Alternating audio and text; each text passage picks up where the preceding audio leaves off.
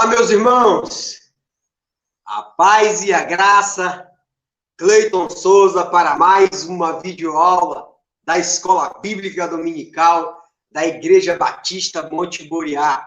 E hoje vamos falar de mais um livro santo. E que livro, hein? Que livro! Vamos falar do 2 Samuel, segundo livro de Samuel, que é o 10º livro do Antigo Testamento, da Bíblia hebraica, né? Também.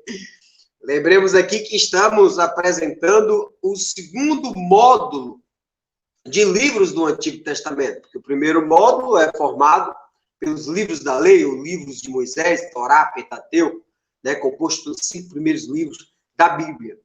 E depois desse primeiro módulo, desses 5 livros, vamos para o segundo módulo da Bíblia, né? Composto aí de 12 livros, iniciando de Josué e finalizando em Esther. E nós estamos no módulo dos livros históricos, né? No 5º livro, porque aqui nós já abordamos Josué, que já abordamos Juízes, já abordamos Ruth, já abordamos 1 Samuel semana passada, e hoje vamos falar sobre 2 Samuel. O Antigo Testamento ainda é formado por mais 2 blocos de livros, né? Porque tem a formatação literária deles, né? Temos os livros poéticos, compostos de 5 livros, e, por último, temos os livros proféticos, compostos por 17 livros, finalizando com o livro do profeta Malaquias, quando então vamos ter aquele período intertestamentário, e depois vamos ter a história do Cristo Jesus, né? Então, hoje vamos falar o quê? O livro histórico do 2º livro de Samuel.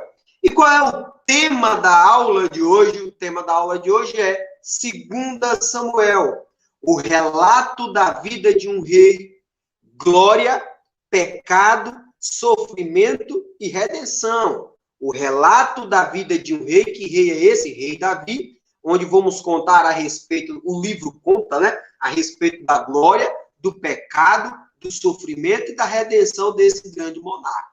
Tá bem? E assim vou iniciar aqui, fazer uma grande oração, fazer uma oração para que o bom Deus possa nos abençoar nessa grande empreitada, tá bem?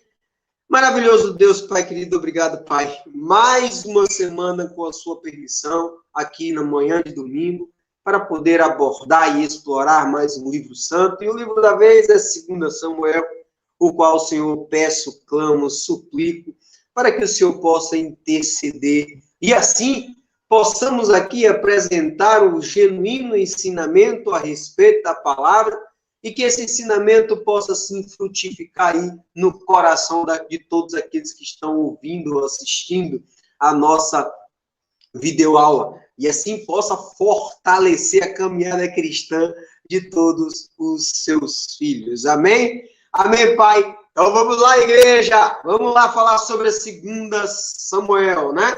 Primeiramente, vamos entender por que estudar esse livro de 2 Samuel. É importante lermos esse livro de 2 Samuel, um livro composto de 24 capítulos, né? É um livro menor do que o 1 Samuel. O 1 Samuel era composto de 31 capítulos, onde vai iniciar com a história de Ana, né? De fato, sobre o surgimento, o nascimento, né? Do grande juiz, que é o Samuel, e finaliza com a morte do primeiro rei de Israel, que é o rei Saul, né? E já o 2 Samuel já vai iniciar com Davi sendo coroado rei e vai finalizar aí com uma história bastante interessante, ele tentando se exaltar, né? Tentando demonstrar aí, infelizmente, vaidade e trazendo grandes complicações para a vida das pessoas. Então, por que é tão importante ler esse livro composto de 24 capítulos? Porque é nesse livro, né, onde vamos estudar a respeito da vida do rei Davi. Só quero fazer chamar a atenção que o livro a vida do rei Davi não está apenas contido em 2 Samuel. A respeito da vida do rei Davi vai estar na 1 Samuel, que é o início, né, quando surge, de fato, o Davi, né, como um grande líder e um futuro monarca. Em 2 Samuel vai falar sobre os relatos da vida do rei Davi. Vamos encontrar recortes do período final da vida de Davi em 1 Reis. E também vamos ter informações a respeito da vida de Davi no primeiro livro de Crônicas, né? Então é importante, quando se falar no rei Davi, temos que pensar nesses 4 livros, 1ª e 2ª Samuel, 1ª Reis e 1ª Crônicas, todos eles vai falar de forma bastante interessante a respeito da vida desse grande homem.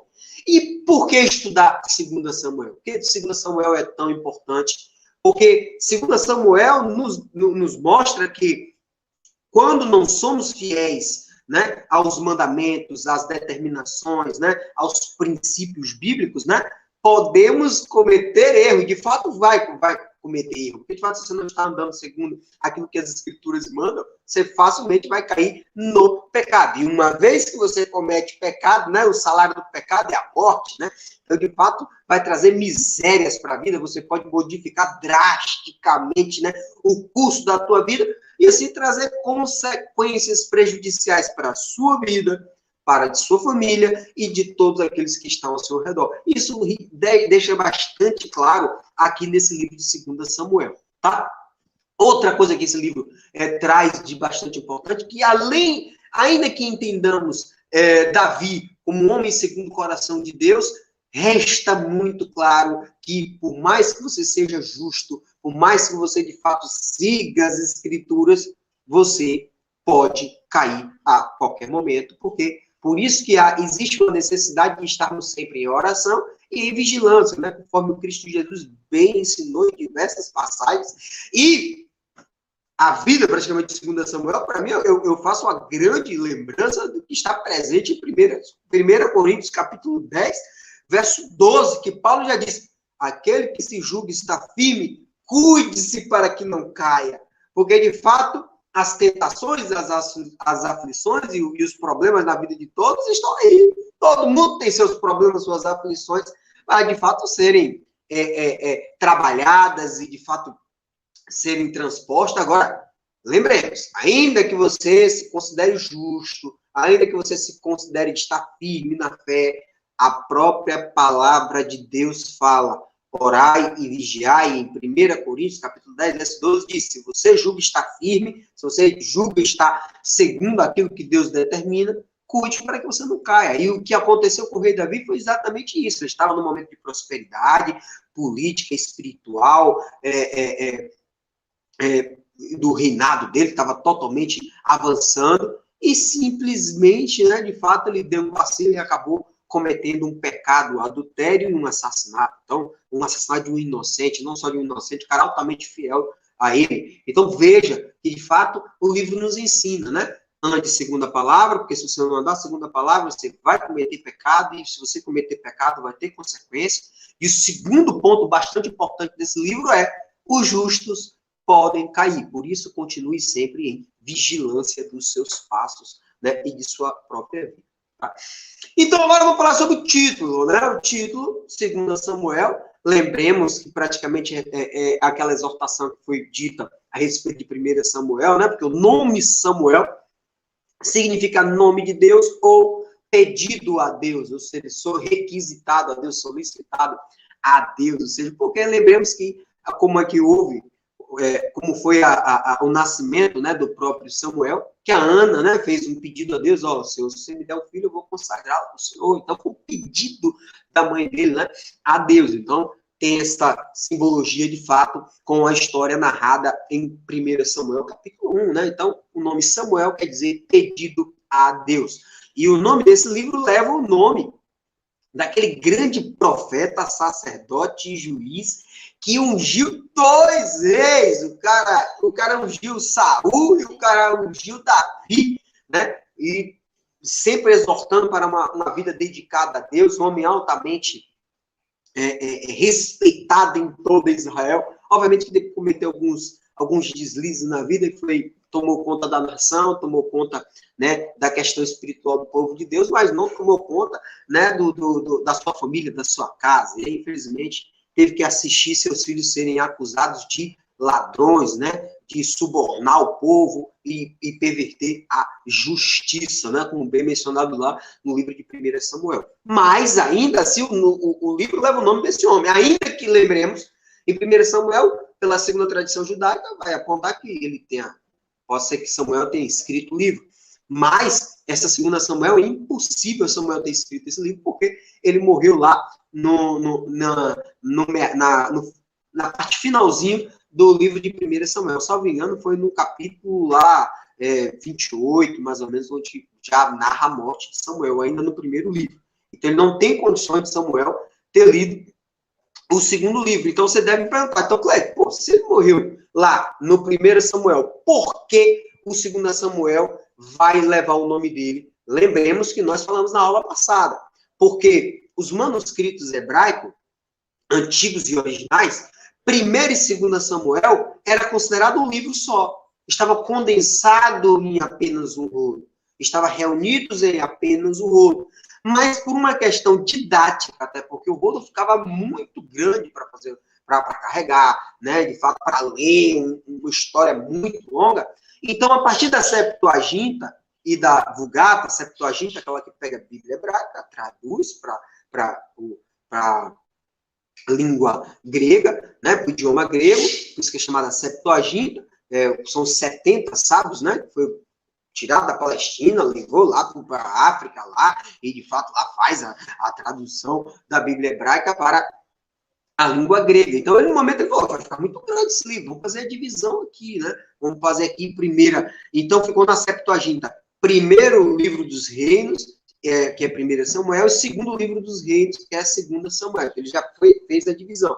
Já a Vulgata botou 1 Samuel seria 1 Reis, 2 Samuel foi chamado pela Vulgata como 2 Reis, e já o 1 Reis nosso seria o 3º Reis dele, da Vulgata, e o nosso 2º Reis seria 4º Reis da Vulgata. Lembrando que a Vulgata, só para relembrar, apesar que nós falamos aqui de forma frequente, foi justamente aquela Bíblia, né? Que é a tradução do hebraico para o latim, porque o latim era a língua, né? Utilizada lá em Roma, né? No tempo lá do Império Romano. Então, veja que, por uma questão didática, esse livro foi dividido. Por isso que 2 Samuel, que nós chamamos hoje, né, de fato, leva o nome do grande juiz, profeta e sacerdote, né, que morreu lá no primeiro livro de 1 Samuel, mas, como era um livro só, né, continuou com o mesmo nome deste grande homem. Tá bem? Por esse motivo que o 2 Samuel continua com o nome desse grande juiz, tá? Por mais que ele tenha morrido lá no finalzinho do primeiro livro. Panorama, como é que a gente pode entender em que momento histórico está 2 Samuel, né? Lembremos que 2 Samuel é o 10º livro do Antigo Testamento. O primeiro livro, falamos sobre Gênesis, vamos falar sobre a criação, queda e a instituição do sistema patriarcal, quando a própria Bíblia, lá em Gênesis, a partir do capítulo 1 até o capítulo 51, vai narrar a história de como o povo de Deus nasceu, de onde veio. E aí vai narrar a respeito dos patriarcas, ele vai apontar cerca de 4. Vai Abraão, vai falar sobre Isaac, vai falar sobre Jacó, vai falar sobre José, que foi o grande responsável por preservar o povo de Deus. Falamos sobre Êxodo. De fato, é a redenção, é Deus, depois é pecaminoso, mas ainda assim, eu vou mandar o libertador, né, porque eles se tornaram escravos no Egito. Já Levítico é um livro que vai falar sobre o que, já que em Êxodo lá, 32, os caras construíram bezerro de ouro, Deus disse, vamos instituir aqui no finalzinho do capítulo do livro de Êxodo, o último capítulo do livro de Êxodo é a instituição do tabernáculo, que de fato é a presença do Senhor lá no povo de Deus. E se tinha o tabernáculo, tinha que ter leis cerimoniais, leis de purificação, de santificação. Então Deus diz, se eu sou o seu Deus, eu sou santo, meu povo também tem que ser santo, e institui as leis, né, de purificação, de santificação, que é o livro de Levítico. Depois vamos ter o livro de Números, que vai representar 2 contagens do povo de Deus. A primeira contagem daqueles que eram escravos e morreram no deserto. E a segunda contagem daquele povo filho desses ex-escravos, que de fato vão peregrinar por 39 anos pelo deserto. Então, Números vai fazer essas 2 contagens. Da primeira geração que morreu no deserto e da segunda geração que iria entrar na Terra Santa. Por isso que o nome Números, não é que nós já até falamos. O quinto livro de Deuteronômio vai apontar os últimos discursos de Moisés. Moisés que já estava com a sentença de morte, ele, olha, você vai morrer, né? Porque de fato ele acabou ferindo lá as águas de Meribá. E aí o que vai acontecer? ele vai apontar, vai exortar, confirmar todas as leis passadas para o povo de Deus e preparar aquela geração, instituindo uma nova aliança, dizendo, não, vocês vão entrar. Para entrar, vocês têm que seguir o que Deus, obedeça o que Deus determina que tudo vai dar certo. Porque se você não obedecer, vai vir desgraça na vida de vocês. Então, aí, os 5 livros, primeiros livros da Bíblia, nós já apresentamos aqui, né? Que, de fato, o livro da lei, o livro de Moisés, Pentateuco, Torá, os 5 rolos, são todos esses 5 livros. Depois vem o 6º livro que nós falamos aqui, que é o livro de Josué, que é também até apelidado de Hexateuco, né? Que é o 6º livro, que é chamado livro do cumprimento, de o povo de Deus, de fato, entra na Terra Santa, conquista a Terra Santa, e depois há um sorteio a respeito dessa Terra Santa, e cada tribo fica lá com um pedaço de terra. A partir daí vamos ter juízes, né? Josué morre, aí de fato não é instituída a monarquia, o juízo é um período entre o período tribal, e de fato o período onde vai ser instituído a monarquia, e juízes vamos encontrar aí uma sequência de 4 partes, né? Onde vamos ter líderes locais, né? Que vão governar lá o povo, e o que acontece? No livro de juízes, esses líderes locais vão ficar responsáveis, né? Por salvar o povo, né, dos inimigos. Depois teve o livro de Ruth, né, que falamos sobre, para tratar a respeito da genealogia do rei Davi, que é um livro que, de fato, está presente na história lá de Juízes, capítulo 6, né. Depois tivemos lá o livro de 1 Samuel, que é um livro que inicia na época dos juízes, né, e vai instituir a monarquia. Ou seja, o livro que vai apresentar a transição entre a teocracia, que é o reino de Deus, e a monarquia, quando é instituído um rei para Israel. Tá? Então, no 1 Samuel, vamos encontrar a história de um grande juiz, que é Samuel, a história do primeiro rei de Israel, que é Saul, e a história do segundo rei, que é Davi. E aí, em 1 Samuel, deságua. O 1 Samuel finaliza com a morte do primeiro rei.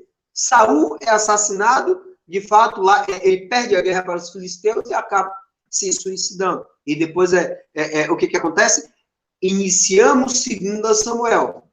E 2 Samuel inicia o quê? Uma amalequita, conversando com Saul, e ele acaba de finalizar, de fato, a vida de Saul. Saul pede para que ele o mate, Saul, vou morrer. A amalequita vai lá e mata Saul e leva a coroa para Davi. E aí inicia, de fato, o 2 Samuel já inicia com essa história. Uma amalequita matando, terminando de assassinando o Saul. E aí inicia 2 Samuel, e 2 Samuel vai acontecer o quê? São os relatos da vida de um único rei. Que único rei é esse? Rei Davi, que é o maior rei de Israel, que é de fato o rei, né, que vai se tornar como referência para os demais reis, né, que irão suceder, tá? Inclusive esse rei que vai ficar responsável aí pela aliança, vai ser instituída uma aliança com ele, que vai ter o trono perpétuo, e a partir do rei Davi é que teremos aí a vinda do Cristo Jesus para o mundo, tá bem? Qual é o grande propósito desse livro? O propósito desse livro é registrar as histórias, o propósito de 2 Samuel, tá? Registrar a história do reinado de Davi. 2, demonstrar a efetiva liderança de Davi em obediência a Deus, ou seja, comprova que, de fato, aquele homem que seguia o coração de Deus era altamente temente aos preceitos de Deus. Era um homem que seguia, de fato, o que Deus determinava. É um homem que respeitava as instituições divinas, tá? Então, registra a história de Davi, demonstra a sua efetiva liderança, né? E a obediência a Deus, revela, de fato, como uma pessoa pode fazer toda a diferença desde que siga os preceitos divinos. Esse livro também demonstra as qualidades pessoais de um homem ou de uma mulher que venham a agradar a Deus. É uma coisa muito interessante, porque ali é o coração limpo, né? É um coração disposto e agradecido a Deus. Aqui vai retratar Davi como um líder ideal de um reino imperfeito, né? E que a partir deste grande líder vai prenunciar a vinda do Cristo Jesus, que inclusive é um dos capítulos-chave, uma das coisas grandiosas desse livro, é o capítulo 7 de 2 Samuel. É um livro muito, mas muito interessante mesmo. Tá? Esse capítulo, né? Desculpa. O versículo-chave. Qual é o versículo-chave de 2 Samuel? Por favor, meus irmãos, abram a Bíblia de vocês em 2 Samuel, capítulo 5. 2 Samuel, capítulo 5, né? Verso 12. 2 Samuel, capítulo 5, verso 12. É o versículo que vai nos direcionar e que vai explicar todo o livro. Né? Ele vai, de fato, apontar o que vai acontecer no decorrer de todo esse livro santo. 2 Samuel, capítulo 5, verso 12.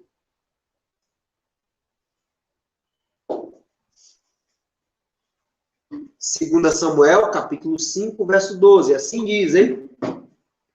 2 Samuel, capítulo 5, verso 12, vai dizer: e assim, 2 Samuel, capítulo 5, verso 10 e 12.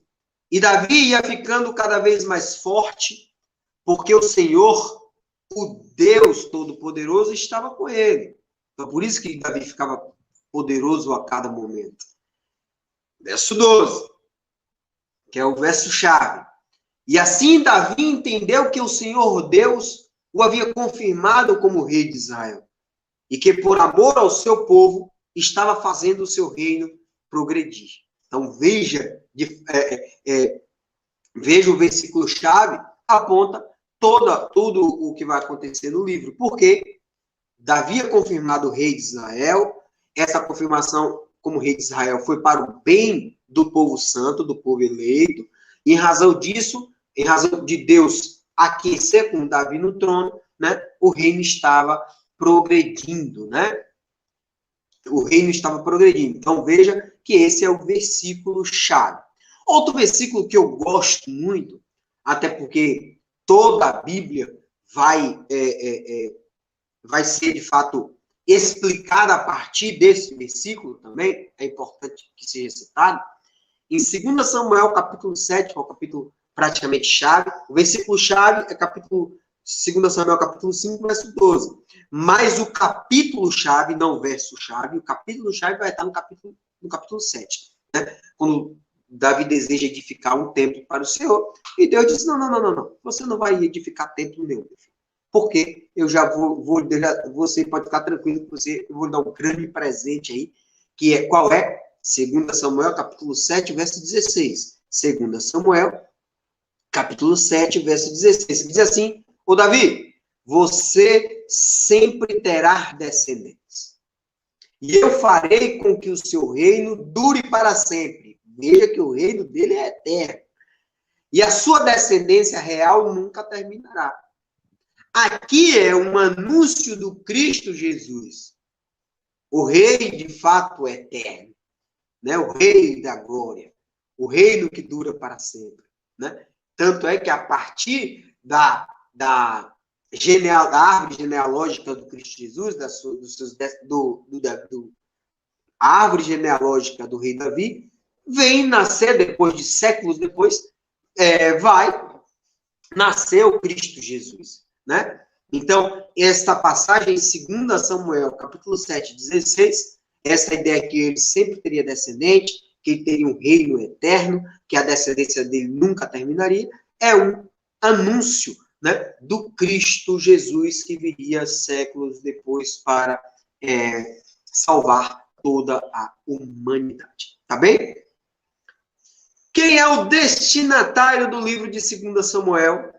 O destinatário do livro de Samuel é o próprio povo israelita. Porque passa a descrever aqui a história de um grande monarca.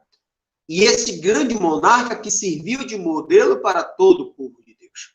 Porque se esse grande monarca era identificado como um homem segundo o coração de Deus, ele de fato servia de modelo, né, para a vida de todo o povo israelita.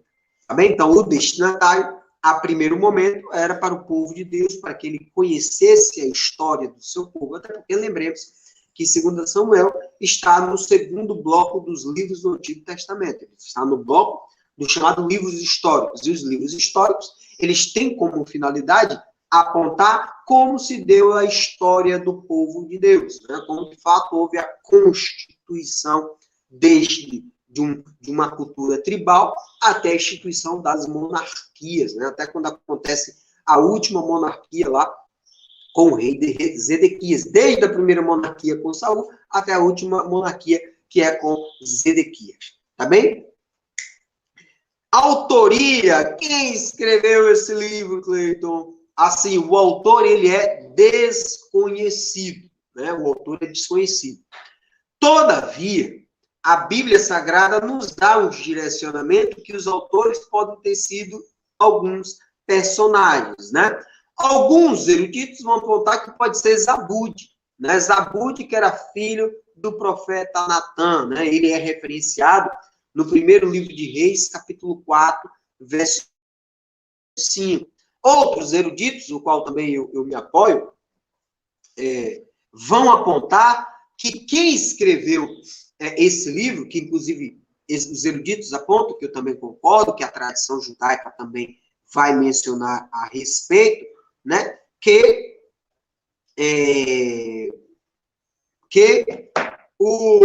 a tradição judaica, os eruditos, grande parte dos eruditos, e também o professor Cleiton também concorda, que quem escreveu esse livro foi o profeta Natã e o profeta Gade, né? Por que seriam esses dois profetas? Primeiro porque eles atuaram, né, durante a vida do rei Davi, né? No percurso do reinado de Davi, esses dois grandes profetas foram responsáveis por duas grandes profecias na vida desse homem, dois grandes portadores da mensagem de Deus, né? E onde que aponta que eles poderiam ter sido os escritores desse livro? Por favor, abram o livro de vocês, abram a Bíblia de vocês, no primeiro livro de Crônicas, capítulo 29, verso 29. Primeiro livro de Crônicas, capítulo 29, verso 29, que vai dizer assim, primeiro livro de Crônicas, capítulo 29, verso 29. A história do rei Davi, do começo ao fim, foi escrita pelos profetas Samuel, Natã e Gade. Samuel, Natã e Gade. Lembremos que Samuel provavelmente foi o autor do primeiro livro de Samuel, até a primeira parte. O segundo Samuel, ele não tem como ter escrito. Por quê? Porque a morte de Samuel foi narrada no primeiro livro de Samuel, capítulo 25, verso 1. Ok? Que vai apontar que ele morreu lá, foi sepultado na cidade de Ramá. Então, 1 Samuel, capítulo 25, verso 1, vai narrar a morte de Samuel. Então, Samuel não tem condições de ter escrito o segundo livro de Samuel, ou seja, os fatos posteriores à sua morte. Então, segundo 1 Crônicas, capítulo 29, verso 29, quem escreveu, o autor desse livro, que escreveu a respeito das histórias do rei Davi, foram os profetas Natã e Gade. Lembrando que esses dois grandes profetas vão interferir na vida de Davi de forma fantástica, né? O profeta Natã é o que vai trazer aquela história das duas ovelhas. Dois homens ricos, um tinha muitas ovelhas, o outro pobre só tinha uma ovelhinha. O homem rico recebeu uma visita em casa. Ao invés de matar uma das ovelhas que tinha diversas, não, ele foi lá e pegou a única ovelha do homem pobre e ofereceu para o seu visitante. E aí, de fato, o homem visitante ficou chorando. E Davi fala, juro por Deus, ainda hoje, que esse homem merece morrer, o homem rico. Aí Natã diz, Davi, para com isso, esse homem é você. Você, de fato, foi um homem injusto. Né? Porque ele tinha, de fato, cometido adultério. Ele tinha assassinado o homem justo, que era Urias, né? Que tinha tomado a única ovelhinha que ele tinha, porque Davi tinha várias concubinas, várias esposas, tinha as concubinas de Saul, e tinha qualquer mulher que desejava. Ele não era para tomar a única mulher do homem. Então, a referência da ovelha é de mulher, né? De esposa. Então, Natã é esse profeta, que leva essa grande mensagem de confrontação com o rei.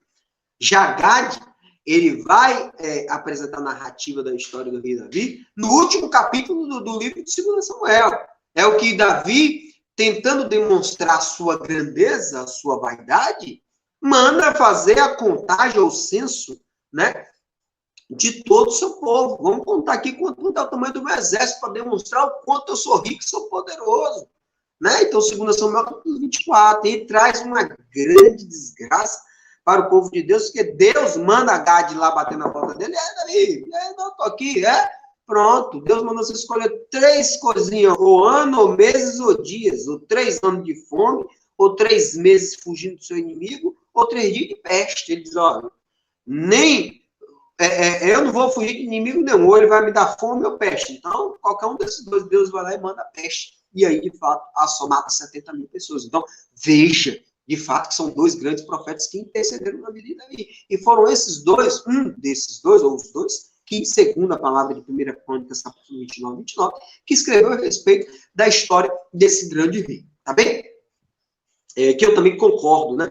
Apesar também que tem outro grupo de eruditos que vão apontar que não foi Samuel, não foi Natan, nem foi Gade, e seria uma composição anônima, ou seja, ninguém sabe quem foi o seu autor. E aí traz um grande problema. Por quê? O livro não aponta qualquer indicação clara a respeito da data. Então, como não tem indicação da data, né, muitos vão apontar que o autor, quem escreveu esse livro, escreveu depois da divisão dos 2 reinos de Israel e Judá. Isso fica fácil de entender. Porque na narrativa de 2 Samuel, fica muito clara essa divisão de reino. Tanto é que Davi se torna rei de Judá, ou de Hebron, enquanto que Isbosete, que é o descendente de Saul, se torna rei de Israel. Então, já na narrativa do livro de 2 Samuel, já tem essa divisão de 2 reinos. O povo de Deus dividido em 2 reinados, né? O reinado de Israel com Isbosete e o reinado de Davi como rei de Judá. O que vai acontecer após Salomão, Davi vai ser sucedido pelo seu filho Salomão. Salomão vai cair em pecado, como Salomão cai em pecado, o reino é dividido, de fato, entre o rei de Israel e o reino de Judá. Então, dá para perceber na narrativa essa similaridade do que aconteceria um pouco mais à frente. Então, isso faz com que alguns eruditos apontem que o autor que escreveu o livro de Samuel, ele foi escrito depois da divisão do reino, dessa divisão do reino, né, que se deu lá por volta de 931, mais ou menos, né, por culpa de Salomão, né. Outros vão apontar que ele se deu entre 1010 e 970 a.C., então não existe uma confirmação, porque o próprio texto bíblico não aponta com segurança qual foi a data. Outros vão apontar que esse livro foi escrito durante o cativeiro babilônico, né? Outros antes do exílio. Então, há uma grande confusão entre os eruditos para apontar quando foi que esse livro foi escrito, né? A meu ver, ele foi escrito, de fato, logo após o reinado de Davi. Eu acho na época de Salomão como tendo sido um grande estudioso. Eu acredito que ele deve ter solicitado, chamado grandes sábios, ou até mesmo os profetas Natan e Gade, e pediu para que fosse escrita a história do seu pai, para que fosse perpetuasse aí por toda a história. A meu ver, eu acho. Mas a Bíblia não nos dá essa ideia. Apenas diz que a história do rei Davi foi apontada, né, foi escrita por Gade e Natan, tá? Principais personagens, quais são os principais personagens? Aí, na verdade, lá no primeiro livro de Samuel, tinha Samuel, tinha Saul e tinha Davi. Esses 3.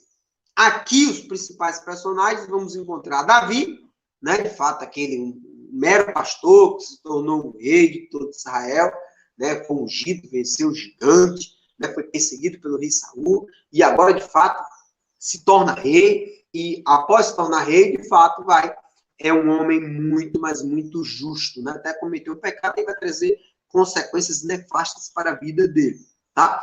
Outro grande personagem, que inclusive eu gosto muito, é muito interessante,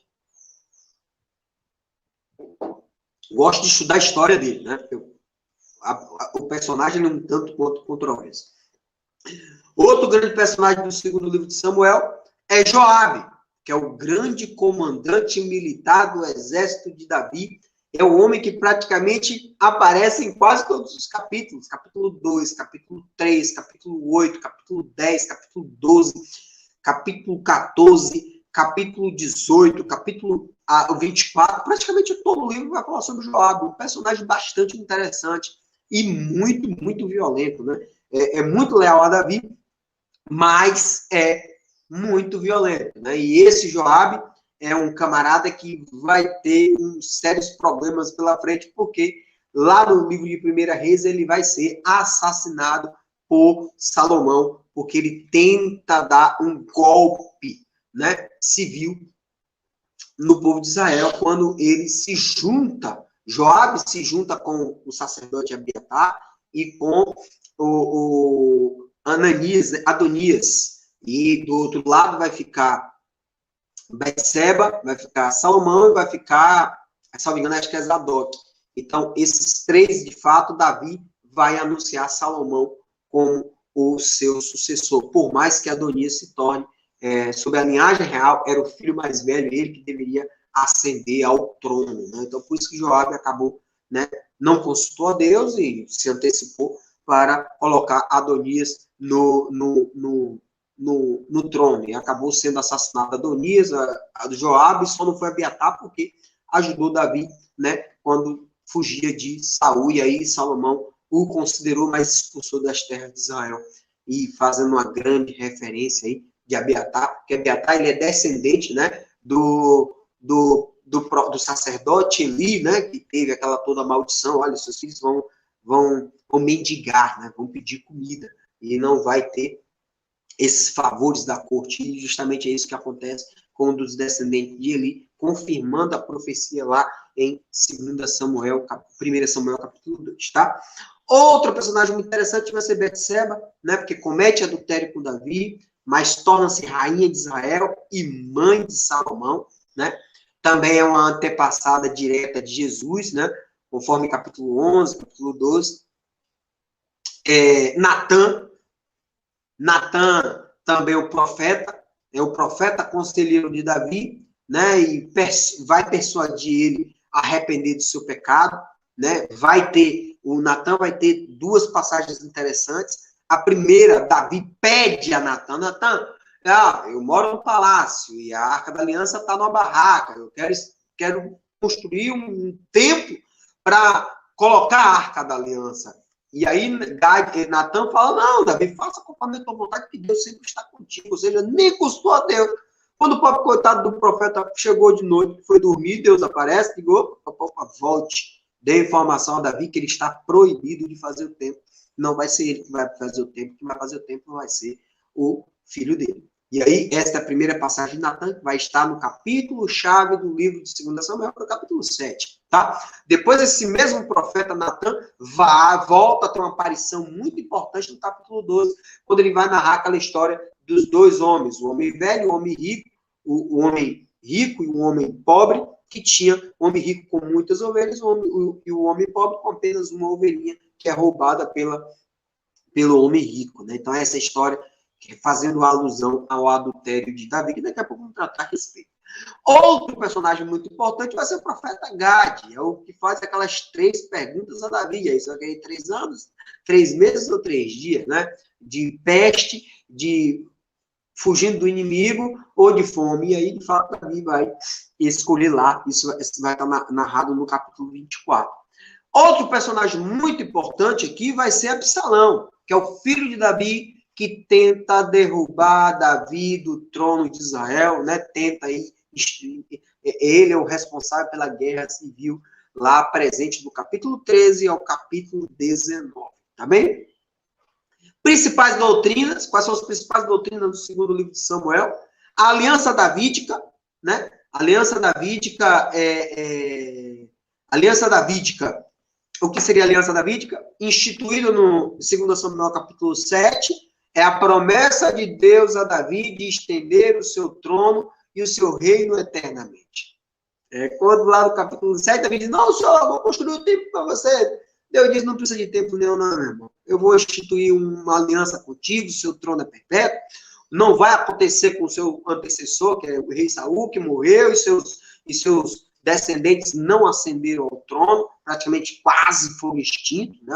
Os filhos, os descendentes de Saul, mas você vai se tornar rei, você sempre terá uma linhagem real eternamente. E que, de fato, aconteceu durante todo o percorrer da história, né? Porque continuou até o reino, quando houve a divisão dos reinos, o reino de Judá sempre foi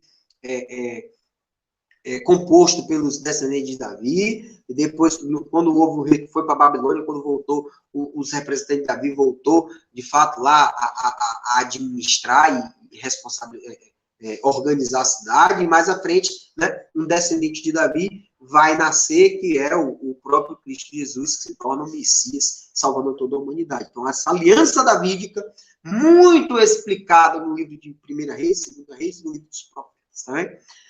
Outra principal doutrina aqui é o pecado. Vai falar, de fato, que o pecado de Israel, ou o pecado do rei, né, gerou consequências nefastas. Consequências pessoais, consequências familiares e consequências nacionais. Isso nos traz a ideia de que o pecado, uma vez que andar conosco, traz consequências indesejadas. Traz consequências pessoais, traz consequências para a família, traz consequências para todas as pessoas que estão ao nosso redor. É o que aconteceu com Davi, né? Outra grande doutrina que aponta, né, nesse segundo Samuel, vai ser prenunciado a Davi por meio do profeta Natã, que ele vai ser o rei ungido e vai triunfar sobre todas as nações opostas a Deus. Todo aquilo que contra, de fato, Davi vai triunfar, e a partir dessa ideia nascerá da descendência dele o grande rei ungido, referente ao Messias. Basta ler 2 Samuel, capítulo 7, verso 12 a 16. Então, no capítulo 7 vai apontar a aliança davídica e vai apontar a vinda do Messias, também mencionado em Mateus capítulo 1, 16, né? Mateus 12, Marcos 1, João 7. Tanto é que Cristo era chamado Hosana, Hosana, filho de Davi, né? Porque ele tinha essa referência da linhagem real, tá? E aí chegamos no esboço desse livro, né? Como entender esse livro de 2 Samuel? O livro de 2 Samuel, ele é dividido também em 3 partes. Lembra lá que o livro de 1 Samuel também era dividido por 3. A história de Samuel, a história de Saul e a história de Davi. Fechou. 2 Samuel vai tratar sobre apenas o reinado de Davi. Apenas a história do rei Davi. Tá? Então, 1 Samuel vai falar sobre Samuel, Saul e Davi. 2 Samuel, apenas Davi. E o que ele vai falar sobre a história de Davi? Vai falar sobre as vitórias de Davi, do capítulo 1 ao capítulo 10. Vai falar sobre os triunfos políticos, espiritual e militar. Ou seja, vitórias de Davi até o capítulo 10. Capítulo 1 ao capítulo 10. Segunda parte do livro de 2 Samuel. Vai falar sobre o pecado de Davi. É quando ele comete o adultério e é quando ele comete um assassinato de um inocente. Vai estar presente no capítulo 11. Vitória no capítulo 1 ao capítulo 10. Pecado no capítulo 11. E todo pecado gera consequências. Então, a partir do pecado no capítulo 11, vamos ter do capítulo 12 ao capítulo 24, problemas na vida de Davi em virtude do pecado. Ok? Vitória do capítulo 1 ao capítulo 10, pecado no capítulo 11, e as consequências do pecado do capítulo 12 ao capítulo 24, e aí finaliza as 3 partes do livro de 2 Samuel. Ok? Bem fácil. Vitória, pecado, problema. Porque enquanto você andar com Deus, sua vida de fato vai ser guiada, né, por Deus, né? Obviamente na medida do entendimento que Deus vai determinar para ti, mas a partir do momento que você anda com pecado, seus pecados têm consequências. Né? E aqui as consequências são altamente pesadas. Né?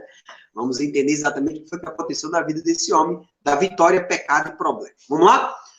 Primeira parte, vamos fazer aqui um breve resumo sobre cada livro também, ou de cada capítulo, né? Sobre o tema de vitória de Davi, você tem que entender na primeira parte do livro, capítulo 1 ao capítulo 10, 3 tipos de vitória. O triunfo político, o triunfo espiritual e o triunfo militar. Aqui vai contar 3 coisas. Como ele se torna esse grande rei,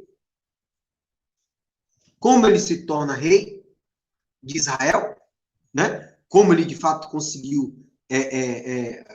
Uma pessoa acabou me ligando aqui, interferiu na live, mas vamos lá.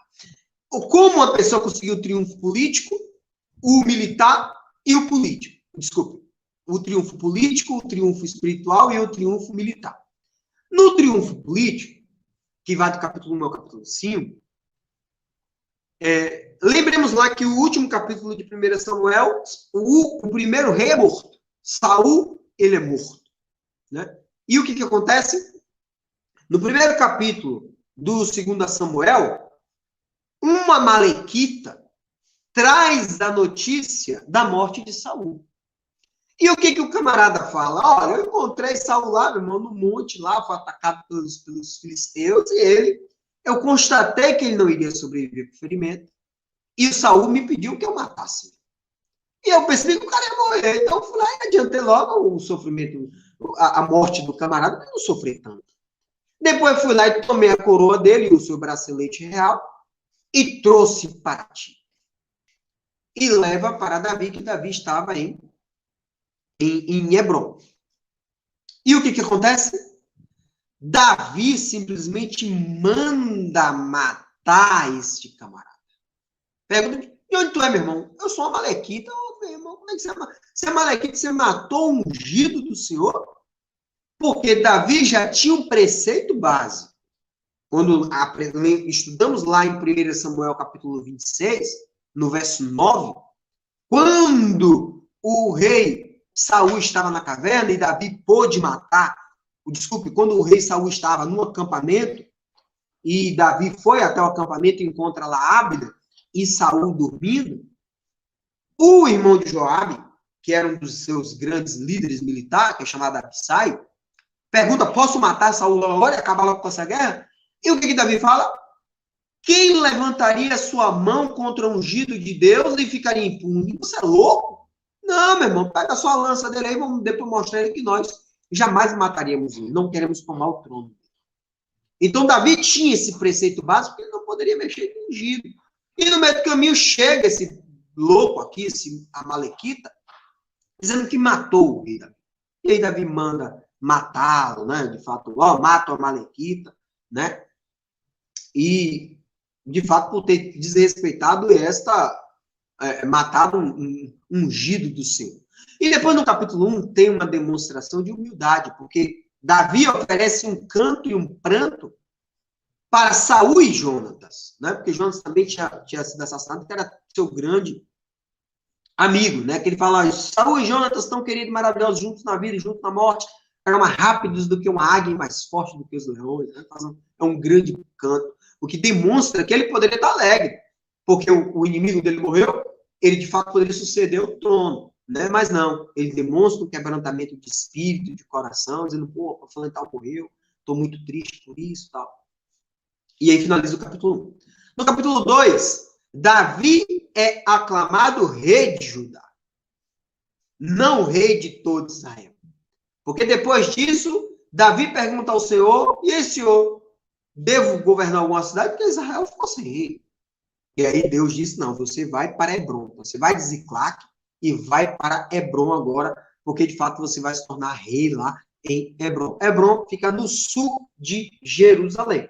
Então, quando ele chega em Hebron, os homens de Judá conclamam, vão ungir Davi rei de Judá.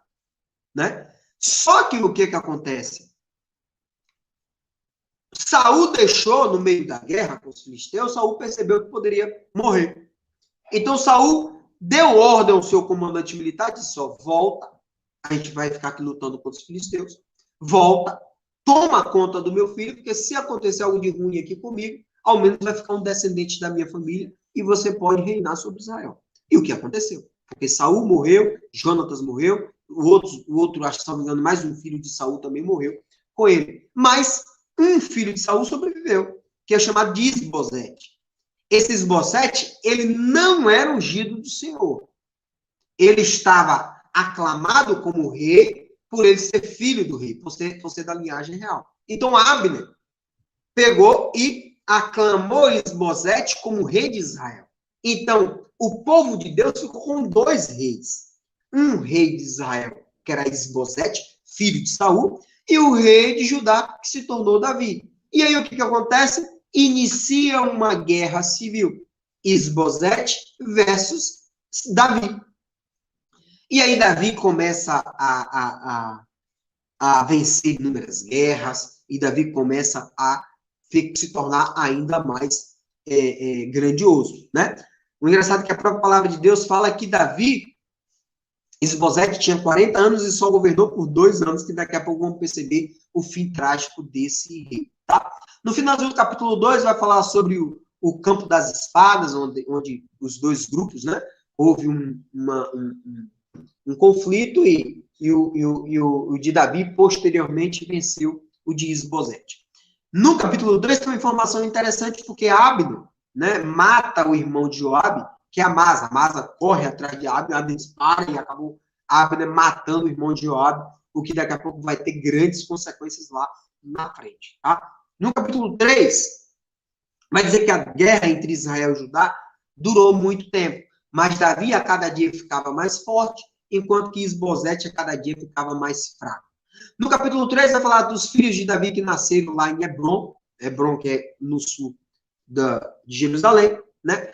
Depois, Abner acaba mantendo relações sexuais com uma concubina de Saul, que, lembremos, né, as concubinas de um rei, né? Quando o rei morre, as concubinas passam a ficar fazendo parte, né, do harém do novo rei. Então, Isbosete se sentiu traído, porque uma das mulheres não deveria manter relações sexuais, né, com o seu comandante militar. Isbosete expõe o seu comandante militar, né, dizendo, olha, manteve relações sexuais aqui com a concubina de Saul, do meu pai, que agora é minha, né? E aí Abner irrita e faz aliança com Davi, dizendo, olha, a partir de hoje, eu vou largar Isbosete e vou fazer aliança com Davi e vou deixar Davi totalmente como rei, não só de Judá, como de Israel, porque assim é a vontade de Deus. Só que Abner, no capítulo 2, tinha assassinado Amasa. Então, o que acontece? Amasa, acho que é Azael, desculpe, não é Amasa. Azael, que é irmão de Joabe. Então, Joabe e Abissai, Joabe, seu irmão Abissai, decide se vingar de Abner. Abner, depois de Abner fazer aliança com Davi, manda Abner voltar, que Davi queria falar com ele, que era apenas uma mentira, e mata Abner com uma punhalada, né? E aí, termina o capítulo 3, Davi se lamentando da morte de Abner, dizendo que ele era um grande homem, era um grande líder militar, e haveria uma grande desconfiança, porque o povo de Israel ia apontar, pô, Davi matou o cara foi para fazer aliança, ele matou o cara, como é que a gente pode confiar em Davi? Não, Davi se lamenta, faz um pranto da morte de Abner, faz um grande sepultamento, né? Faz um grande jejum, e aí desaba no capítulo 4. No capítulo 4 temos que Isbosete, sem o seu líder, comandante militar que havia sido morto, em total desconfiança, 2 servos dele, que eram da mesma tribo dele, que era da tribo de Benjamim, os servos dele chamados, os oficiais dele chamados Banai e Recabe.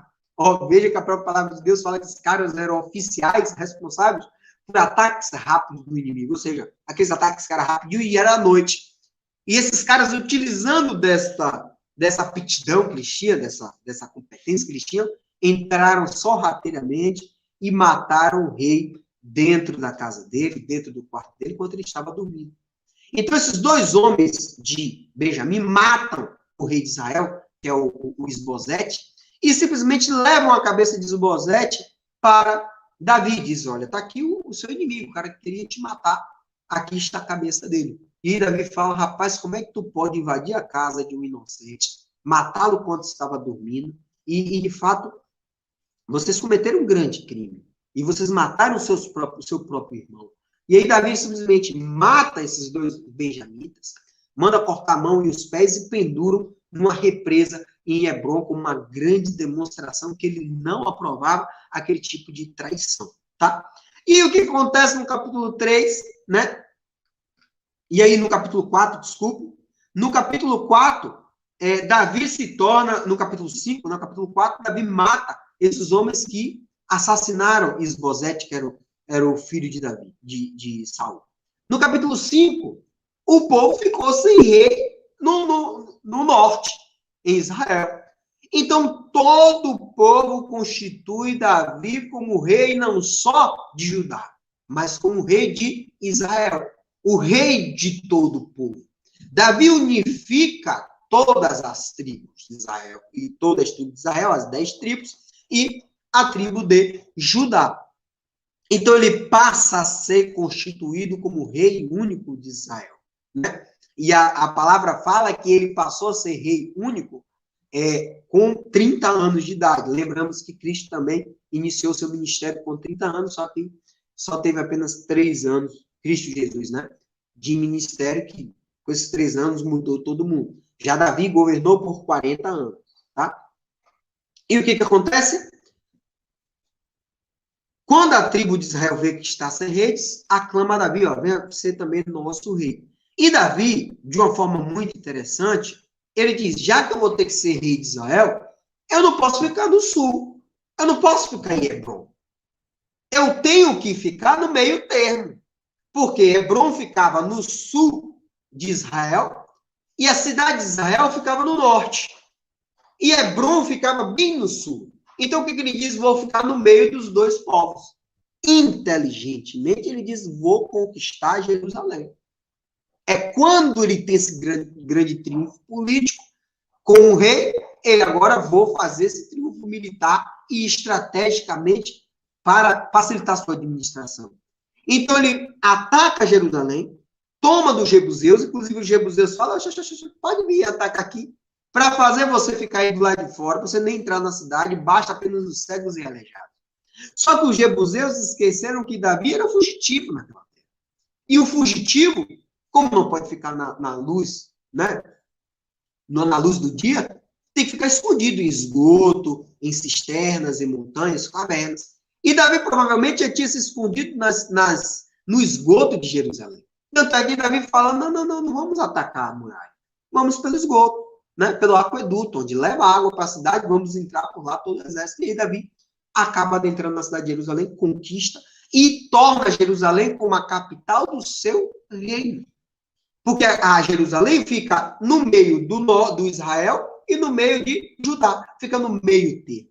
E aí, a partir dali, ele cria muralhas ao retorno, torna a Jerusalém o seu centro político do seu governo. Tá bem?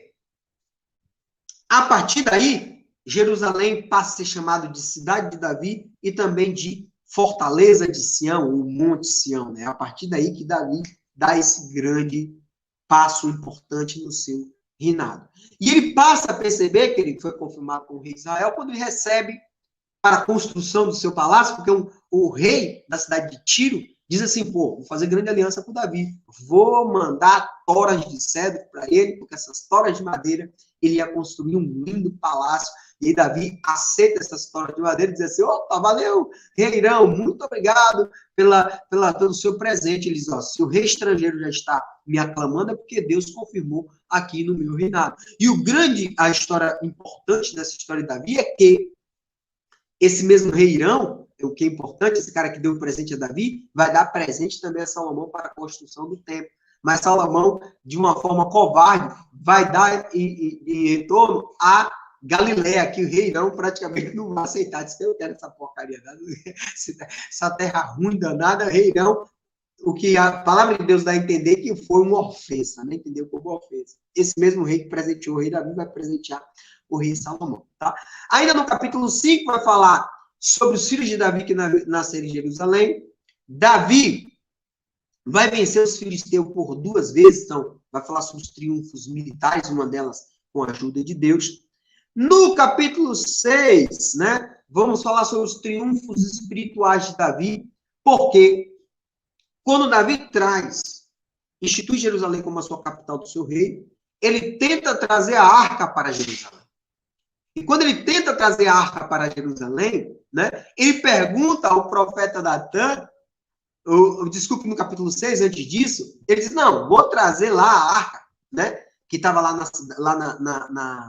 na casa de Abinadab, manda para cá a Arca da Aliança. Aí bota a Arca da Aliança no carro de madeira, né? E aí, quem traz na casa... Porque lembra que... Deixa eu fazer o recorte.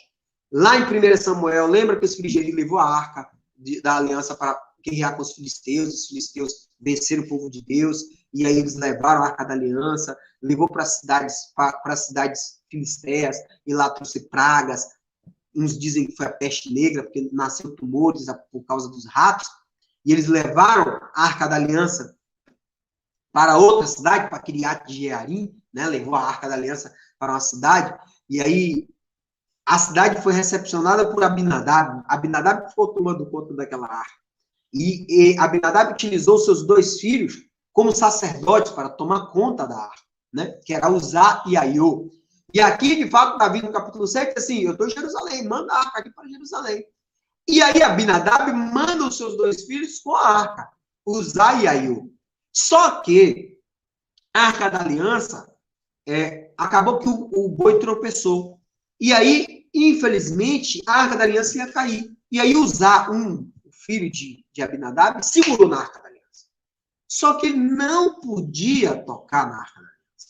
Então ele foi o quê? Morto. Porque ele foi morto, lembra lá, Números capítulo 4, lá ele já menciona, ninguém pode tocar na Arca da Aliança, apenas o sumo sacerdote e os levitas. Então, pela falta de respeito, Deus matou, fulminou a vida de Uzá. E Davi ficou muito furioso com Deus, né? Com Deus não, ficou muito furioso com Deus não. Davi ficou furioso com a situação. E aí, porque Uzá foi morto, e Davi disse, não quero mais saber não. Manda essa Arca da Aliança, não tem que vir mais para Jerusalém não. Leva agora para a cidade aí, deixa aí para a cidade de Gate, sob os cuidados de Obed-Edom. Só que enquanto a Arca da Aliança ficou na casa de Obed-Edom, tanto Obed-Edom quanto sua família prosperou. E Davi soube, Davi falou, oxe, rapaz, como é que o cara que é filisteu, lá da cidade de Filisteu, de Gate, que Obed-Edom, está prosperando? Não, quem tem que prosperar é o nosso rei de Israel. Ela tem que vir para aqui, para o berço, né? Para a capital. E aí Davi manda de novo, soube que a arca tinha prosperado, vestiu o manto sacerdotal. Depois, quando o povo de Deus deu 6 passos, ofereceu sacrifícios para Deus, e aí vem de lá para cá dançando, louvando, e é quando tem aquela história de Mical, reprovando Davi por ele estar se dedicando de corpo, espírito e alma para Deus, e ele acaba sendo amaldiçoada por Deus, impedido de ter filhos, a Mical, né? E é quando a Arca da Aliança chega em Jerusalém, tá? Essa é a história porque Davi mandou trazer a Arca da Aliança, né? Da casa de Obed-Edom, que disse, porra, o cara tá tendo prosperidade, que tem que ter prosperidade é o reino de Deus, aí traz, tá? E aí desaba no capítulo 7.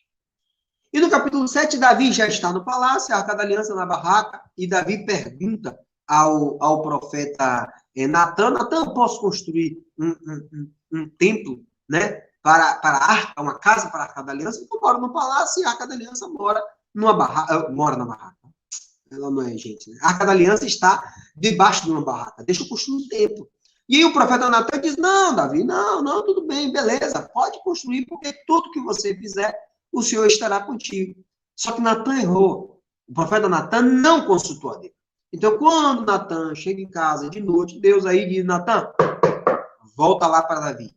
Diz a Davi que ele não tem que construir templo nenhum. Quem vai construir o templo dele serão os descendentes. Né? Mas diz a ele que eu vou instituir uma aliança davídica, onde ele sempre terá descendentes e o reino dele será eterno. Porque, de fato, a partir da descendência dele nasce o Cristo Jesus, que é o rei sacerdote de todo mundo e que salvou toda a humanidade. Todos nós aqui somos, de fato, né, subalternos, né? Estamos aqui debaixo do grande rei, que é Cristo Jesus, e nós somos, de fato, seus súditos. Né? Então, vejo que nós somos súditos de Davi, porque somos súditos do rei, do filho dele, que é o rei perpétuo, que é o Cristo Jesus. Tá bem? Então Deus diz, Davi, você não deve construir qualquer templo, quem vai construir será o seu filho. Lá em Crônica vai dizer porque Davi foi um homem muito sanguinário. Depois vamos ter a oração de Davi, ainda no capítulo 7, falando coisas maravilhosas, ele agradecendo a Deus, oh Deus, não mereço tanto, muito obrigado por tudo, tal, o Senhor que determina, tal. Muito linda a oração do capítulo 7. Tá? No capítulo 8, vamos ter os triunfos militares de Davi. A vitória de Davi sobre várias nações, sobre os edomitas, moabitas, amonitas, filisteus, amalequitas, né? Vai falar, de fato, como Davi construiu o seu reinado e suas grandes vitórias. No capítulo 9, vai falar da bondade de Davi com o filho de Jonatas. Por quê? Lá em 1 Samuel, capítulo 20, Jonatas e Davi tinham feito um acordo. Qual foi o acordo? O acordo que acontecesse qualquer situação para os dois, ambos iriam resguardar a posteridade, os descendentes. Então, Jonas falou, se você morrer, vou tomar conta dos seus filhos. Se eu morrer, você toma conta dos meus filhos. E Davi, né, no capítulo 9, lembra desta aliança e pergunta, poxa, eu queria ajudar alguém da família de Saul, principalmente de Jonatas, porque me ajudou lá atrás. É quando ele tem aquele contato com Ziba, tem contato, a história de Mefibosete, que ele vai lá e ajuda Mefibosete, que come, de fato, na mesma mesa que ele, confirmando aquela promessa que ele fez para o pai de Mefibosete. Tá? No capítulo 10, outra história de triunfo militar, porque Davi derrota os amonitas e os sírios. Né? Porque um rei de Amonita ajudou Davi. E aí, só que esse rei Amonita morreu. Então, Davi manda mensageiros para o sucessor desse rei Amonita, que era Hanun. Então, ele vai lá e manda os mensageiros para Hanun, dizendo, Hanun, nossa aliança está beleza, estamos aqui tudo tranquilo. Só que o pessoal de Hanun achou, Davi está mandando mensageiro para ficar de olho no seu reinado e depois dominar, porque ele não vai fazer aliança contigo. E o que acontece? Esses homens praticam perversidade com esses mensageiros de Davi, raspam, né, um lado da barba dos mensageiros de Davi e rasgam a roupa à altura das nádegas, ou seja, esses homens vieram com suas genitálias à mostra e as nádegas à mostra, né, uma grande vergonha. Quando ele chega, Davi recebe a grande mensagem, percebe que esses caras vão querer guerrear. Pega esses mensageiros deles, coloca na cidade de Jericó e depois sai para brigar com com o rei Amonita, né, Hanun, porque de fato deu uma grande demonstração que queria guerrear. Porque lembramos que Isaías capítulo 20, esta forma de sair, deixar o inimigo com as nádegas de fora é uma forma de humilhar o inimigo, né? Basta ler Isaías capítulo 20, verso 4.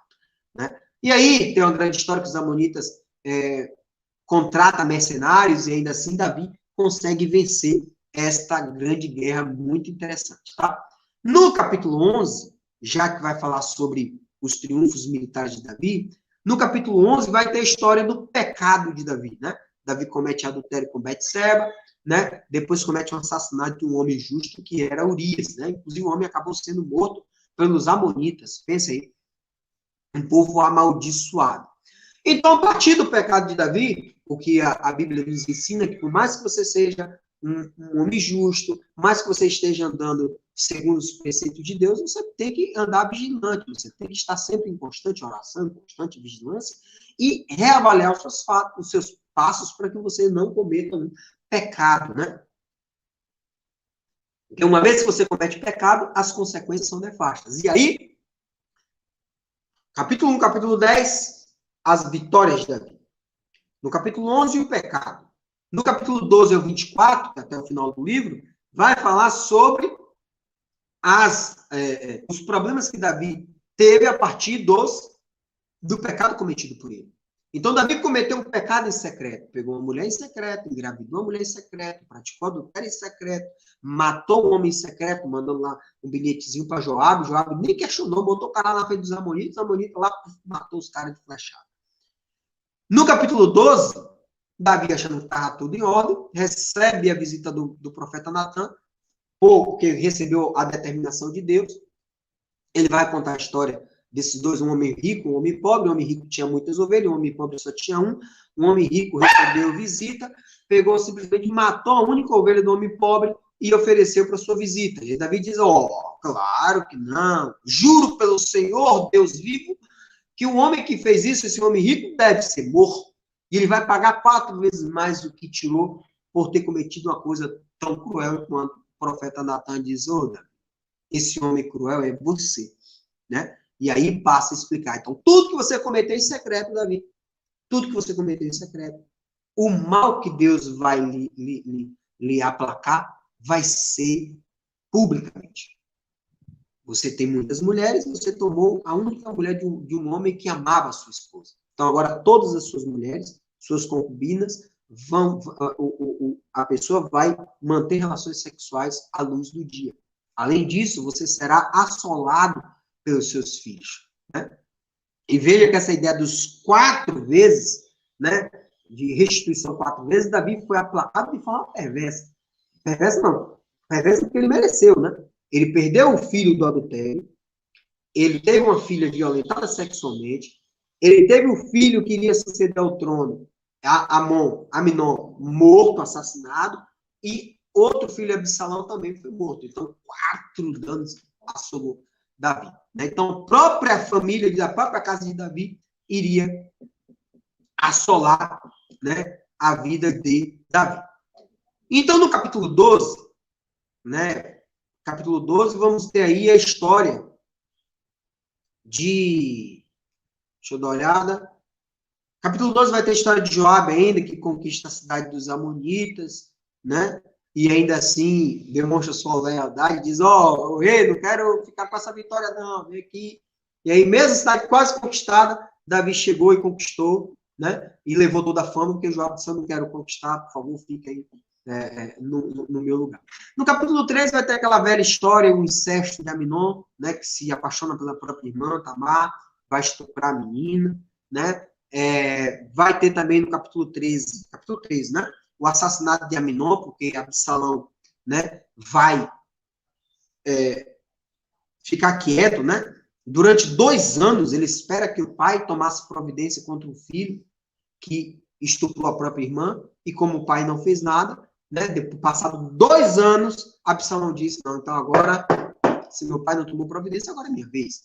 Né? Faz um grande banquete, convida o irmão que estuprou a sua irmã, né? De sangue também, que é Tamar, irmã de Absalão, de pai e de mãe, né? Então, nesta festa, ele vai assassinar Aminon.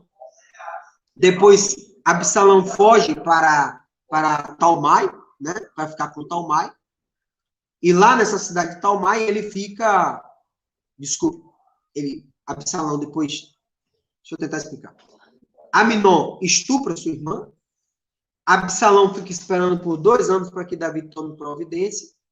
Davi não toma providência. 2 anos depois, Absalão mata seu irmão Aminon. Absalão foge para a casa do rei Tamai, na cidade de Gessur, onde ele fica lá 3 anos, né? Nessa cidade de Gessur. Então, depois disso, no capítulo 14, Joabe gosta de Absalão, né? Contrata uma mulher de Tecoa, uma mulher muito esperta, lembrando que nessa época a mulher não tinha, né, tanto papel proeminente, mas o livro de 2 Samuel quebra esses parâmetros, porque vai apontar 2 grandes mulheres importantes nesse livro. Primeiro essa mulher de Tecoa, depois outra mulher lá de Abel Bet-Macá, né, que também vai salvar toda a cidade. Então, 2 mulheres têm grande papel importante no livro de 2 Samuel. A primeira vai estar no capítulo 14, quando Joabe manda uma mulher esperta da cidade de Tecoa contar uma história parecida com a história de Absalão e Aminon e Davi, mas Davi espertamente diz, opa, quem mandou você vir aqui foi Joabe. Não foi lá, disse, não foi sim, foi Joabe. Ele jura pela sua vida que o que eu vou lhe perguntar, foi Joabe que ele mandou? Ele disse, não, foi Joabe que mandou. E aí, Davi, no final das contas, deixa que Absalão volte, né, para Jerusalém. Absalão volta para Jerusalém, mas não volta para o palácio. Absalão tenta conversar com Davi, não consegue. E aí, mesmo assim, ele vai lá e toca fogo na plantação de Joabe. Diz assim, agora eu quero ter petição com o rei, quero ter uma conversa direta com o rei. E aí, depois de tocar fogo na plantação de Joabe leva ele para ver o pai depois de 2 anos, ou seja, praticamente depois de 7 anos do crime de Tamar, que Absalão vai ter contato com Davi, simplesmente Davi o beija e pronto, não tem nada mais. de forma bastante fria. Mas Joabe, que teve a plantação queimada, não vai deixar barato, não. Daqui a pouco a gente vai perceber que Joabe vai matar Absalão. No capítulo 15, vamos ter a rebelião de Absalão. Absalão, de forma bastante inteligente, passa a trazer o povo a favor dele.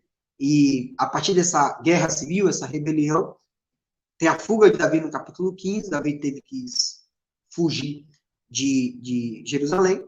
No capítulo 16, Davi é enganado por Ziba, né, que é o escravo de Mefibosete, e ele é amaldiçoado por Simei, que é um benjamita, porque quando Davi está fugindo, saindo de Jerusalém, e passa pela cidade de Baurim, né, um dos parentes de Saul começa a amaldiçoar, vai, cão, você matou Davi, você matou Saul, Vai ter ainda, no capítulo 17, vamos encontrar a disputa entre Aitofel e Usai, né? Usai utilizado por Deus e Aitofel, de fato, irritado com Davi. E, obviamente, Absalão, porque Aitofel vai dizer, vamos atacar Davi agora. Escolha 12 mil homens fortes e vamos agora, durante a noite, perseguir Davi e matar, que seria, de fato, o percurso militar correto, né? Mas Deus utilizou o Sai, e o Sai disse que não, Davi já está acabado. Vamos amanhã reunir não só 12 mil homens, mas a quantidade de homens que pudermos reunir, e depois vamos atacar Davi e destruir. Isso foi bastante interessante, porque deu tempo de Davi atravessar o Rio Jordão e, de fato, se estabelecer no deserto e de lá se preparar para a guerra que viria. Tá?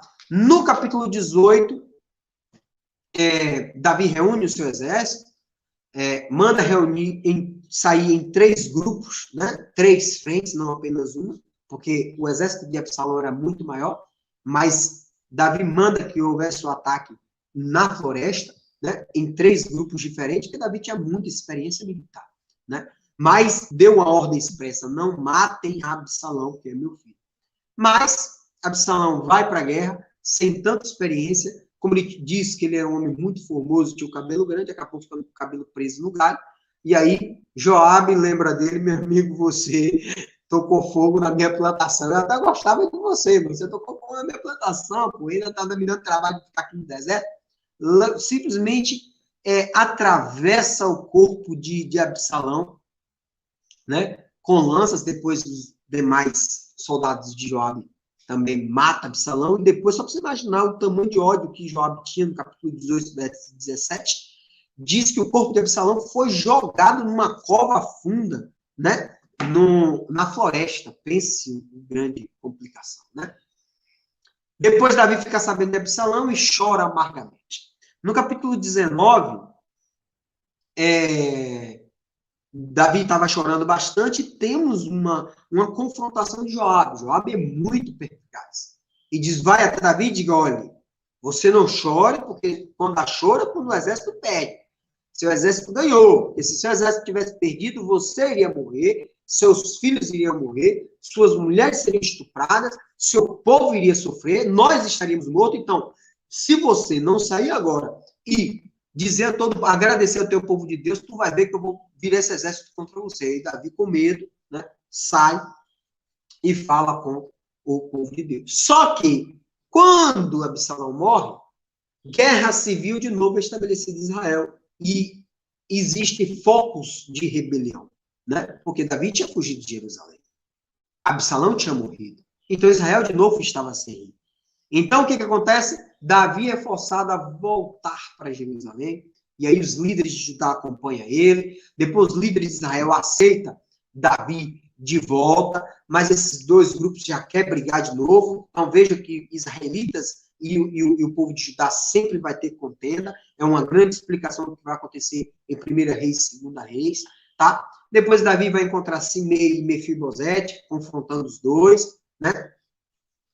Depois Barzilai encontra Davi, não, eu quero lhe ajudar, né? Barzilai diz, eu já estou velho, não quero ir em palácio não, porque dali é guerra. Aqui, ajude aqui um pessoal aqui de minha confiança. No capítulo 20, Davi vai ter que tomar conta dessa rebelião. E Davi tem que tomar conta da rebelião, da sedição provocada por Seba, né? Seba, que é um sujeito ordinário, um sujeito mau, da tribo lá de Benjamim, mesmo tribo de Saúl, disse assim, meu irmão, não tô nada a ver com o Davi, não. Toca a corneta, vai para a guerra com o povo de Davi. Só que aí, Amasa, né, que era da parte de Absalão, faz acordo com Davi, né, e Davi pede para Amasa, Amasa, vai reunir o exército e volta aqui, né, até depois de amanhã, ou seja, no dia seguinte, ou seja, 2 dias depois, volte com esse povo. Só que dá a entender que Amasa não voltou. Como não voltou, Davi manda que ataque apenas Seba, né, e não Amasa, né, esse comandante. Porque o comandante foi reunir o povo, mas não voltou no prazo que Davi mandou. Só que esse Amasa era primo de Davi, e era primo de Joabe também. Só que ele ficou no lugar de Joabe, porque Joabe tinha matado Absalão, e Davi, como punição de Joabe, botou esse Amasa no lugar. Só que o Amasa não voltou no prazo, e aí Joabe, aproveitando a situação, é o chamado beijo da morte, né? Quando Joabe encontra Amasa no meio do caminho, Joabe espertamente deixa a espada cair no chão, Amasa vê que ele está desarmado, e Joabe, quando chega perto, pega pela barba, puxa o outro punhal e mata Amasa, né? Matou um inocente, porque Amasa não deu tempo de reunir o que Davi mandou e voltar, né? E aí acontece a morte de Amasa, depois Joabe vai atrás de Seba. Seba, ele vai se esconder na cidade de... Peraí que eu estou no capítulo o quê? No capítulo 20, né? Então, Seba vai se esconder na cidade de Abel Bet-Ramá. E aí, quando Joabe faz o cerco na cidade, uma mulher, né, é apontada como uma mulher muito inteligente, diz assim, olha, nossa cidade é muito pacífica e leal, viu? E aqui, quando antigamente apontar para resolver o problema, a gente dizia, vamos pedir conselho à cidade de Abel, porque aqui era conselho de sábios. Mas os homens daquela cidade, de Abel, Bet-Ramá, eles, na verdade, tinham recebidos esse homem que queria, esse Seba, né? Esse homem que era contra Davi. E aí toda a cidade se reuniu lá, protegendo esse homem. E quando o exército de Davi foi atacar essa cidade, uma única mulher foi para frente da batalha e chamou Joabe e disse assim, o que é que tu deseja? Ele disse, rapaz, nós não queremos destruir a cidade, não. Queremos só o cara aí que está querendo destruir o reino de Davi, que é um cara chamado Seba. Então, uma mulher muito inteligente, apontada na Bíblia, volta, dá conselho a todos os homens pegam esse homem, matam o homem, corta a cabeça e joga por cima da muralha. Joabe pega a cabeça do cara e leva para Davi, o que comprova, né? Por mais que 1 Samuel trate de um momento em que a mulher não tinha muito valor, digo, social, né? Porque não tinha muitos postos sociais para as mulheres, o 2 Samuel quebra esse parâmetro. Porque a 2 Samuel traz 2 mulheres altamente inteligentes. Esta que salvou toda a cidade, porque a cidade toda seria destruída, então ela deu conselhos, não, eles só querem o cara, vamos matar o cara, vamos entregar para o exército. E a outra mulher de Tecoa, né, que foi lá dar o conselho para Davi, fingindo que tinha uma situação igual a de Davi. Né? Então, essa é uma sacada muito interessante desse livro de 2 Samuel. E aí, vamos ter 2 Samuel, capítulo 21, né? O reinado de Davi é avaliado, né? Porque existe fome em Israel e a sua causa vai apontar que o reino de Davi teve grande fome, né? E aí não houve explicação, porque esse tempo todo de fome, 3 anos seguidos de fome, isso era um reino de Deus, o que aconteceu? É quando Deus diz, Saul cometeu um grande sacrilégio assassinando os gibeonitas. E quem são os gibeonitas?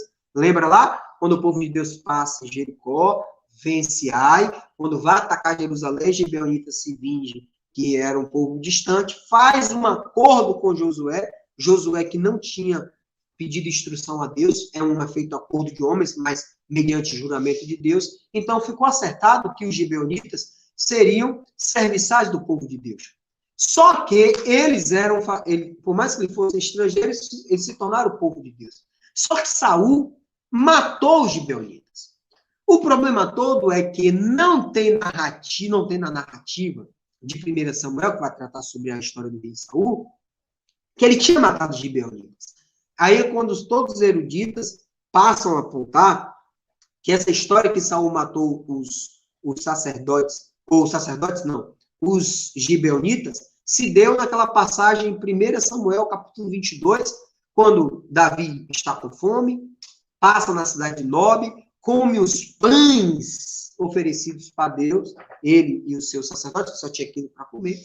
E aí, Saul soube, fala com os seus sacerdotes, manda matar os sacerdotes, né? Ao total, acho que de 85 sacerdotes, e manda matar os sacerdotes e todos os moradores de Nob, né? Então, se os gibeonitas faziam serviço para os sacerdotes, então, dá a entender os eruditas, né? Que essa passagem de 2 Samuel, capítulo 21, né? Onde gibeonitas foram mortos por Saul, foram aqueles gibeonitas que moravam, provavelmente, em Nob, e Saul mandou matar todos os moradores de Nob, que inclusive quem matou foi um edomita, né, que estava cumprindo os votos, viu Davi, voltou, falou para Saul, e Saul, ó, mata os sacerdotes. Nem o israelita aceitou, porque era um grande sacrilégio.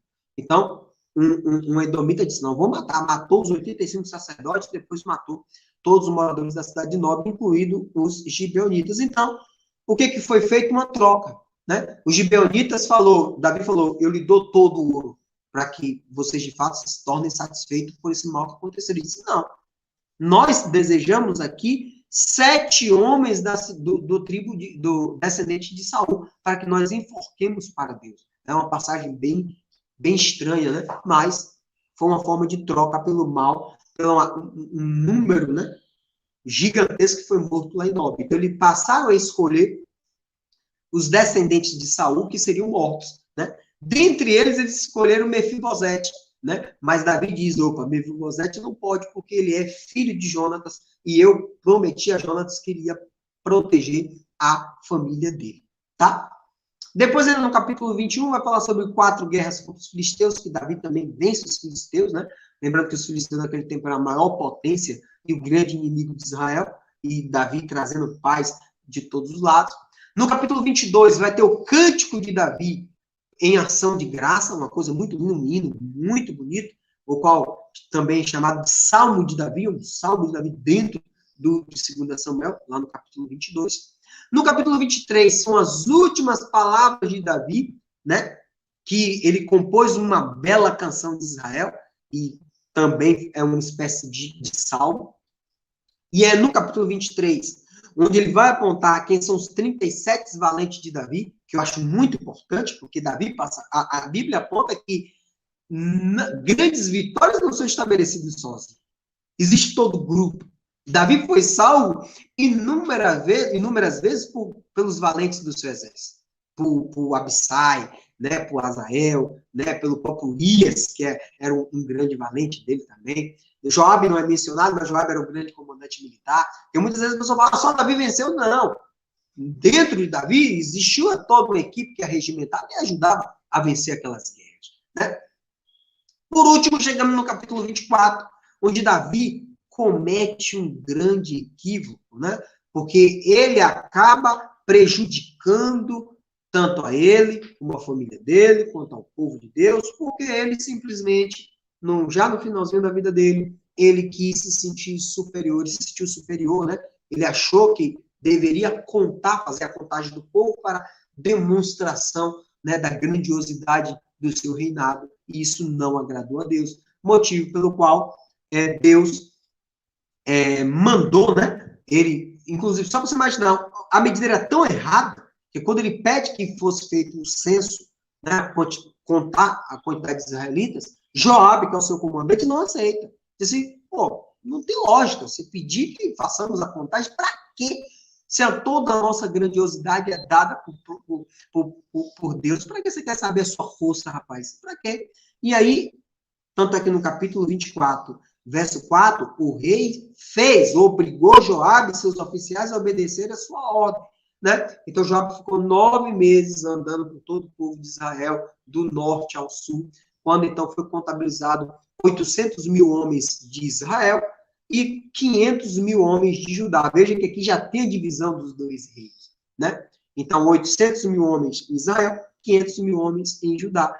E quando veio essa contagem, que ele viu a grandiosidade do poder e que Deus tinha dado para ele, né, ele achando que por força humana, né, ele, 2 Samuel, capítulo 24, verso 10, diz, bateu-se a consciência de Davi começou a doer e percebeu que ele cometeu um terrível pecado de mandar contar o povo para demonstrar a grandiosidade do poder que ele tinha.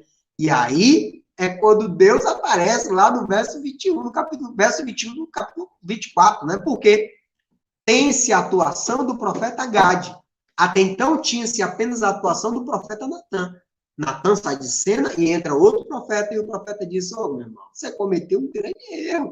E Deus agora vai lhe dar o seu pecado tem consequência. E Deus está lhe dando uma oportunidade para você escolher. E aí, 3 anos de fome, 3 meses fugindo do inimigo, ou 3 dias de peste? E Davi diz, eu não quero ser castigado por homem, porque minha idade já está avançada, né? Então, que Deus nos castigue e tenha pena de nós, e quando Deus lá manda uma peste cair sobre todo o povo, mata mais de 70 mil pessoas, e quando vai destruir Jerusalém, né, que o anjo estava lá de fato com a espada, né, Davi começa a orar e diz, pelo amor de Deus, não faça isso, não mate esse povo inocente, porque quem errou fui eu, o que foi que essa gente fez, né, pode me castigar porque fui eu que errei. E aí quando Deus aceita, o profeta Gade vai até Davi e diz, Deus aceitou suas súplicas, então vai agora até o terreiro lá, que pertence a Araúna, e construa um altar de Deus. E quando ele vai chegando, né, no terreiro de Araúna, né, Araúna simplesmente se antecipa ao rei, se ajoelha e diz, Deus, o que é que o senhor veio? Me oferecer aqui um sacrifício no altar aí, que eu vou construir sua terra, porque era no alto, né, era o local mais alto de adoração. E aí, de fato, é quando o Araúna fala, não, então, vou lhe dar aí, pô, vai ficar tranquilo, viu, Davi, o terreno é seu, vou lhe dar a madeira e vou lhe dar também os bois para você oferecer o sacrifício. Ele diz, não vi comprar, na verdade, muito obrigado, mas eu, pelo seu que você está oferecendo, mas eu vou pagar por tudo isso, porque quem tem que oferecer o sacrifício sou eu, porque fui eu que cometi o grande pecado. Tá bem? Então, em razão disso, o Senhor respondeu a oração de Davi e a peste acabou em Israel. Uma história bastante interessante para finalizar a história do rei Davi.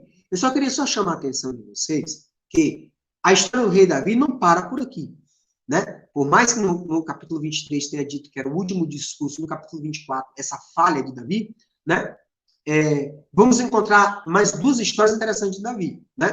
Em 1 Crônicas, capítulo 22, é Davi que faz a organização e a preparação para o templo. O templo que foi construído por Salomão foi preparado por Davi. Davi deu toda a planta do templo, como o templo deveria ser construído, e já reservou grande parte dos materiais. Então, Salomão que pegou mais materiais e, por grande vaidade, construiu um grande templo.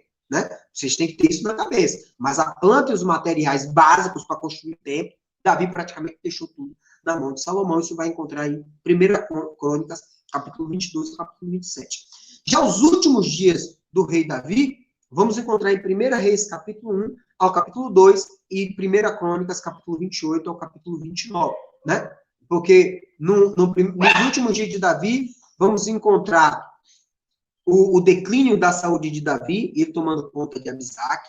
Vamos encontrar Adonias tentando usurpar o trono, a unção de Salomão, a submissão de Adonias e as últimas palavras de Davi, né, para Israel, que vamos encontrar aqui em 1 Crônicas, capítulo 28, e para Salomão, em 1 Reis, capítulo 20, 1 Reis, capítulo 2, e 1 Crônicas, capítulo 28. E aí, a narrativa da morte de Davi vamos encontrar em 1 Reis, capítulo 2, verso 10, e 1 Crônicas, capítulo 29, e aí finaliza a história desse grande homem, tá bem? Então, se você deseja entender toda a vida de Davi, há uma necessidade de você fazer uma leitura prévia, uma leitura sincrônica, né? Entre os 4 livros. 1 Samuel, 2 Samuel, 1 Reis e 1 Crônicas, ok? E assim encerro a abordagem e a apresentação a respeito desse grandioso livro de 2 Samuel. E hoje não teremos a participação do pastor Deus, ele vai estar, se não me engano, no retiro, mas eu vou aqui abrir aqui o YouTube, ver quem está aqui conosco, né? Quem participou aí desta live aí conosco. Vamos dar uma olhada aqui? Vamos ver quem são os irmãos. E também ver as perguntas. Quem esteve aqui conosco foi irmã Edinalva Carvalho. Graças a Deus, meus irmãos. Tudo bom, nossa irmã Edinalva? Nossa irmã Carminha, paz e muita graça. Nossa irmã Vera Lúcia Prati. Graça e paz, igreja. Nosso irmão aí, Raimundo Maia. Graça e paz, irmãos. Bom dia a todos. Bom dia, graça e paz, irmãos. Bom dia a todos, em nome de Jesus. Paz, graça, tudo de bom, meu irmão. Nossa irmã Zildete, nossa irmã Isabel, né? Todas as irmãs aqui, sempre cadeira cativa. Nossa irmã Nilgama, nossa irmã Patrícia Guimarães. A paz, igreja. Desde já, muito obrigada pela presença de todos, né? Até porque com a presença de vocês é que conseguimos fazer esse trabalho, né? Muito obrigado pela presença, tá? Deixa eu ver se tem alguma pergunta aqui do 2º livro de Samuel. Deixa eu dar uma olhada aqui. Se tem. Deixa eu dar. Não tem perguntas hoje?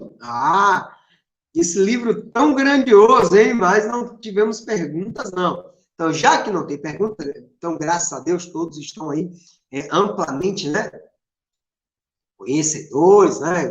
Graças a Deus, o assunto conseguiu, né, ser passado aí, todos conseguiram entender com tranquilidade.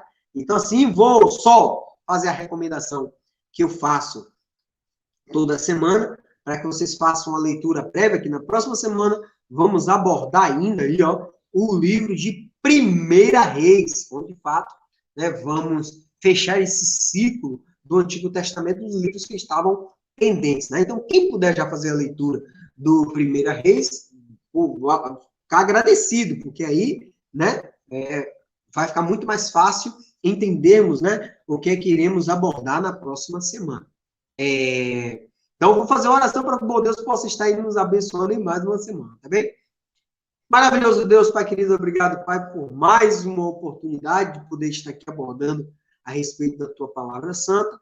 Na oportunidade, Pai, peço que o Senhor abunde aí, possa, de fato, tenhamos aí muita paz e graça em todos os lares aí, nossos irmãos que estão acompanhando esta videoaula, bem como daqueles que não puderam participar ou assistir ao vivo, mas que poderão assistir mais tarde, e que o Senhor possa aí nos abençoar mais e mais nessa nossa caminhada cristã, e que o bom Deus e que o nosso Senhor Jesus Cristo nos abençoe e que nos conduza por ótimos caminhos. Amém? Igreja, então vamos ficar aqui por essa videoaula e deixar para a próxima semana, quando abordaremos a respeito do 1º livro de Reis. O meu muito obrigado pela presença de todos vocês, né? Agradecido, e até a próxima semana. Tudo de bom, um forte abraço e a paz e a graça. Tudo de bom.